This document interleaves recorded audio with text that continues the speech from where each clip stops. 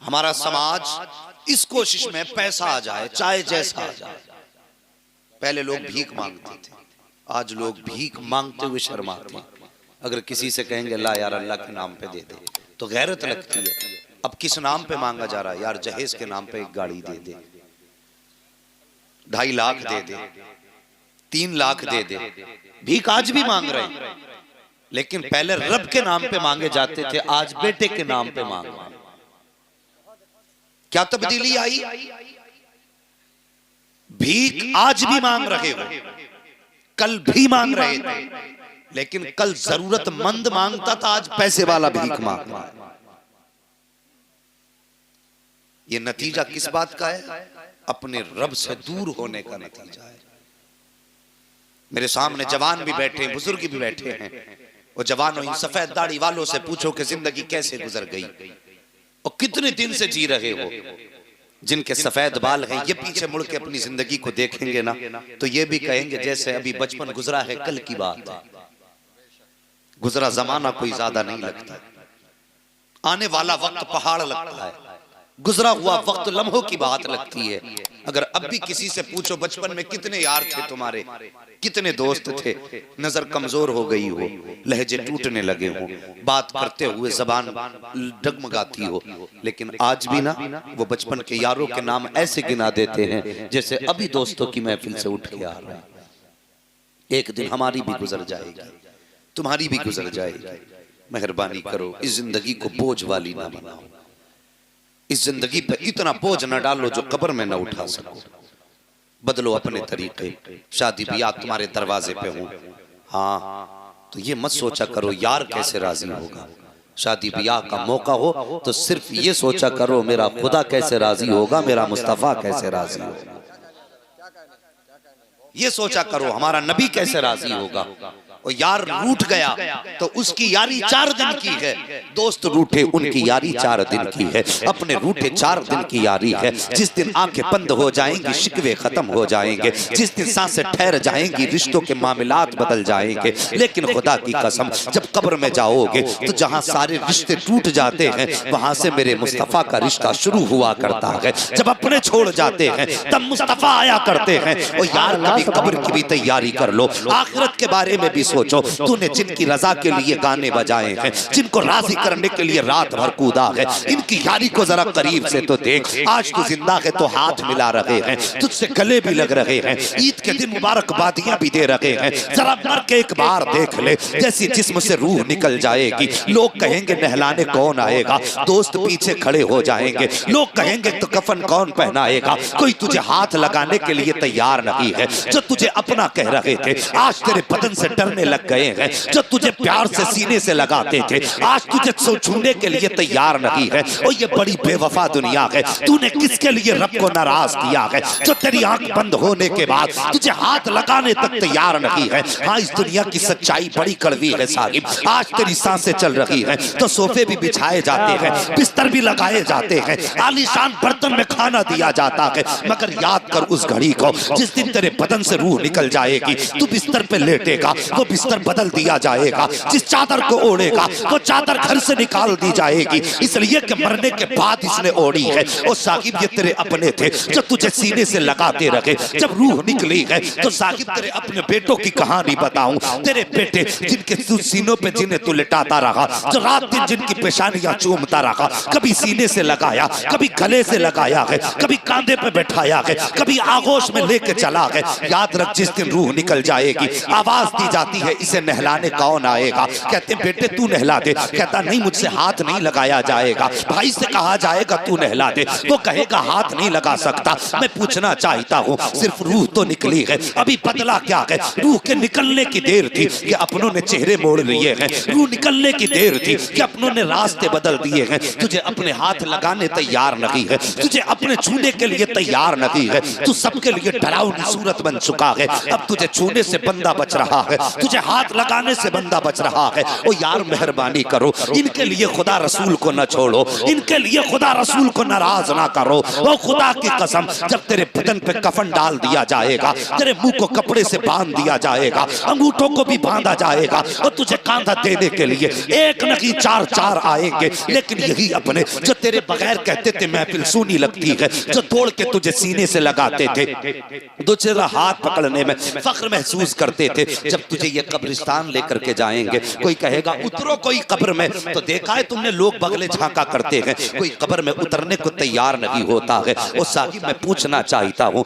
आज इससे इतनी दूरियां हो गई कि जिससे तुम गले मिला करते थे, आज हाथ पकड़ के कब्र में उतारने के लिए तैयार नहीं हो। कब्र में उतारा जाता है, उनको लाया जाता है जिनसे रिश्ते भी करीब के नहीं होते हैं, जिनसे कभी हाथ नहीं मिलाया गया, जिनको कभी सलाम तक हमने ना किया, उन्होंने हमें पढ़ के कब्र में उतारा है। जब कब्र में उतारा, मनो मिट्टी डाली जा रही है, अपने भी खड़े हैं, पराए भी खड़े हैं, हर कोई कहता है यहाँ भी मिट्टी डाल दो, कोई कहता है इधर भी मिट्टी डाल दो, कहते हैं इसमें घास लगा दो, इस पे कपड़ा लगा दो ताकि सुराख ना रहने पाए। और यार तेरी कब्र का एक एक सुराख ढूंढ के बंद किया है, और तेरे अपने मनी मिट्टियों में डाल के जा रहे हैं, तेरे लिए हर रास्ता बंद कर दिया है। जब तेरे अपने तुझे छोड़ के जाने लगते हैं, फिर कहानी ये होती है साकिब, तू कब्र में उठ के बैठेगा और इन अपनों को आवाज देगा, आओ दुनिया में यारी निभाते रहे हो, आज तन्हा क्यों छोड़ के जा रहे हो, आज किसके सहारे छोड़ के जा रहे हो। और जो कहते थे तेरे बगैर महफिल सुनी रहती है, जो कहते थे तेरे बगैर दिल नहीं लगता, जो कहते थे कदम कदम पे साथ निभाएंगे, जो कहते थे साथ मरेंगे साथ जिएंगे, आज वो तुझे छोड़ के जा रहे हैं, सबने तुझे कब्र में छोड़ा है। जरा याद कर उस घड़ी को, जब कब्र के अंधेरे में सब तुझे छोड़ के चले जाएंगे, खुदा की कसम तू अकेला होगा, तन्हा होगा, अंधेरा होगा। जब तेरे अपने छोड़ेंगे, तुझे बताने के लिए कोई और नहीं आएगा, बल्कि सबसे पहले तेरी मदद के लिए हसनैन का नाना, ज़हरा का बाबा, तेरा मेरा नबी, कायनात का आका, रब का महबूब पैगंबर मदीने से चल के आएगा, और आने के बाद तेरी कब्र को आके रोशन फरमाएगा। खुदा की कसम, जब सारे रिश्ते टूट जाएंगे, तब मदीने वाला आके तुझे सीने से लगा। बाबा नारे तकबीर, नारे रिसालत, नारे वसीयत, उलमाए अहले सुन्नत, मसलके आला हजरत, फैज़ाने आला हजरत मुफ्ती हम्माद रज़ा मुरादाबादी। बाबा और साकिब जब काम उन्हीं को आना है तो फिर यारी भी उन्हीं से लगाओ। जी जी बहुत अच्छा। जब साथ उन्हें निभाना है तो आज जिंदगी में उनसे मोहब्बत कर लो, अपने जीते जी उनकी वफाएं दिल में बसा लो।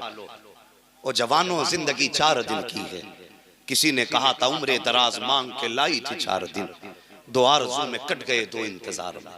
ये किधर गुजर जाएगी कुछ नहीं पता चलने वाला। हाँ, अभी बचपन का शूर तक ना हुआ था कि जवानी ने दस्तक दे दी। अभी जवानी का मतलब नहीं समझे थे कि बुढ़ापे ने आके गले में हाथ डाल दिया।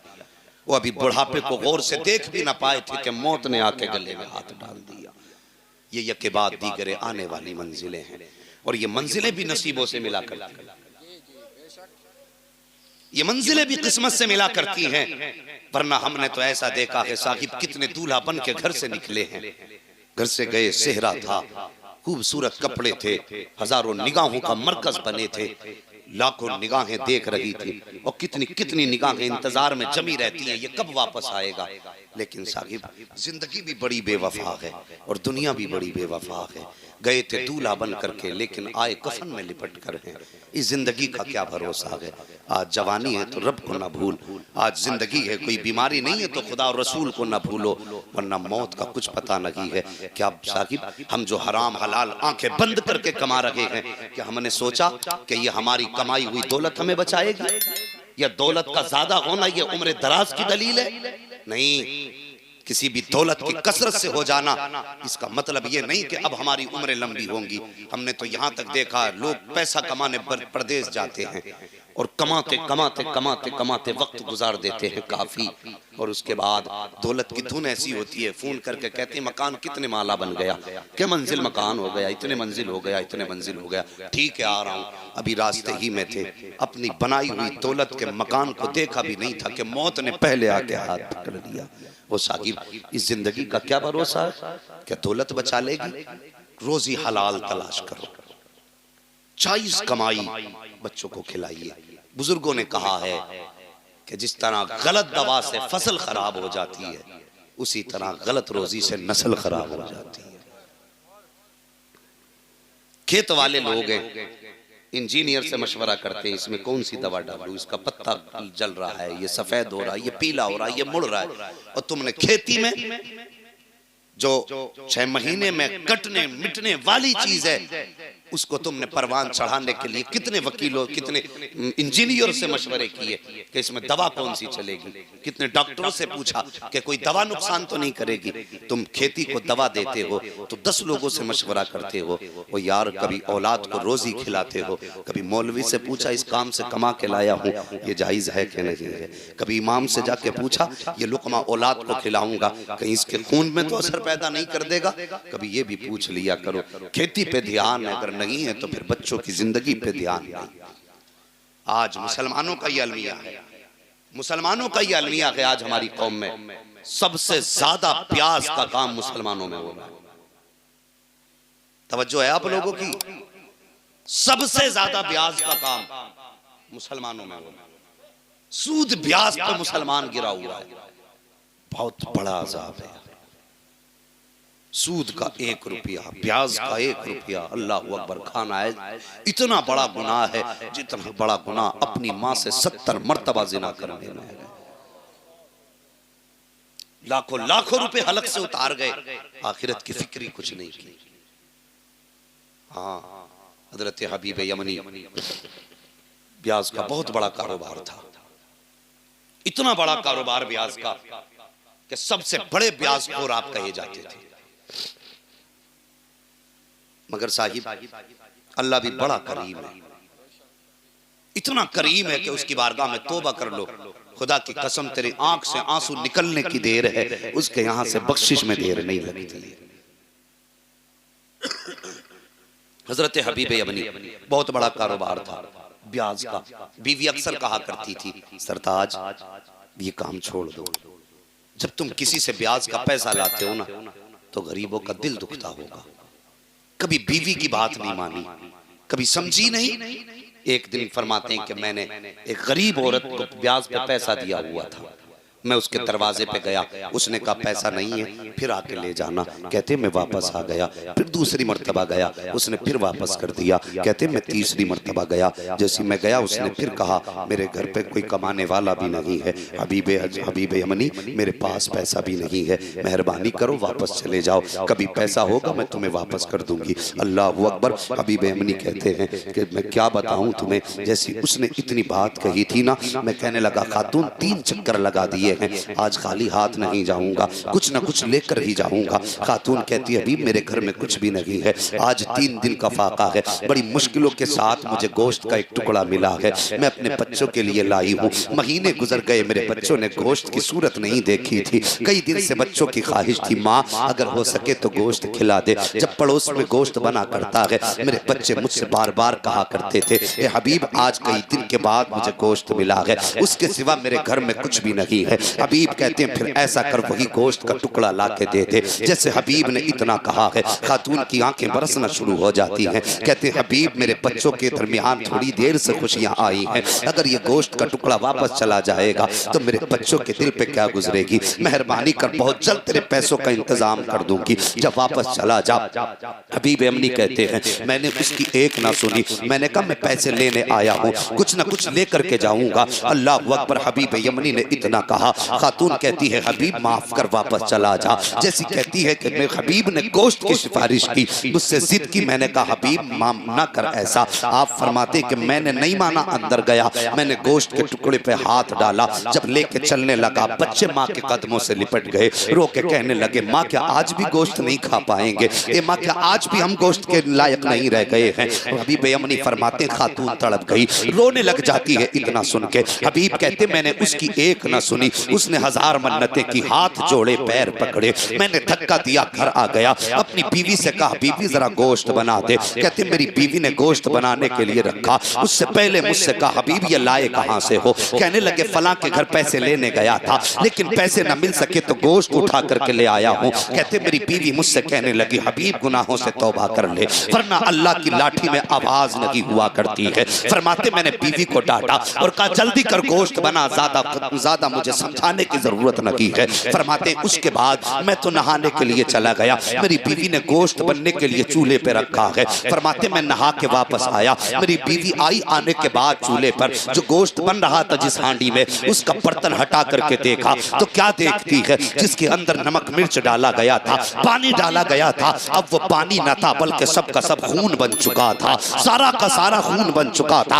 औरत की चीख निकल जाती है, रो के कहती हबीब मैंने तुझसे कहा था अल्लाह का अजाब आता है तो आवाज नहीं हुआ करती है, ये देख आज अल्लाह का अजाब उतर चुका है। मैंने कहा खातून क्या हुआ? मेरी बीवी ने कहा देख हांडी में गोश्त की बजाय खून उबल रहा है। फरमाते मैंने देखा मेरा कलेजा धड़कने लग गया, मैं सोचने लगा या अल्लाह अब मैं कैसे बख्शा जाऊंगा, मैंने बड़े गरीबों के दिल दुखाए हैं, मैंने बड़े लोगों को तकलीफ दी है। फरमाते बस मैं तौबा की धुन में निकल चुका, अल्लाह वाले की तलाश में जा रहा था, है कोई जो मुझे तौबा करा दे। फरमाते जब मैं रास्ते से गुजर के जा रहा था, बच्चे खेल